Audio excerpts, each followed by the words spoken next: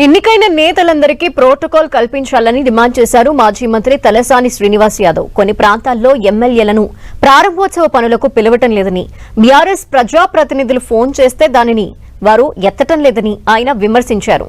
తామిచ్చిన అన్ని రిప్రజెంటేషన్లపై కమిషనర్ స్పందించాలన్నారు.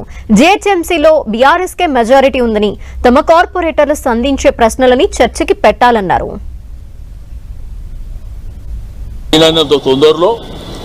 మేమిచ్చినటువంటి రిప్రజెంటేషన్లకు మీరు చేస్తారా చేయరా, చేయకపోతే ఎందుకు చేయలేకపోతుర్రు, చేస్తే ఏమేమి కార్యక్రమాలు చేస్తారో ఆ కార్యక్రమాన్ని వెంటనే చెప్పాలని వారికి చెప్పినాం.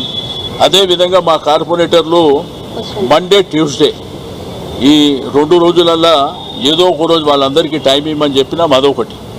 రెండోది, కౌన్సిల్లో మా కార్పొరేటర్ మెజారిటీ ఉన్నటువంటి పార్టీ మాది. దీంట్లో మా క్వశ్చన్సే తీసుకోరని చెప్పి మా కార్పొరేటర్లు ఇప్పుడు చెప్తున్నారు. ఒకవేళ మా క్వశ్చన్లు తీసుకోకపోతే వాళ్ళ హౌస్ నడిపేయగలుగుతారా? ఉన్న సంఖ్యనే మాది. కాబట్టి ఏదైనా కానీ రాజ్యాంగ పరిధిలో పద్ధతి ప్రకారం పోవాలనేదే మా యొక్క రిక్వెస్టు.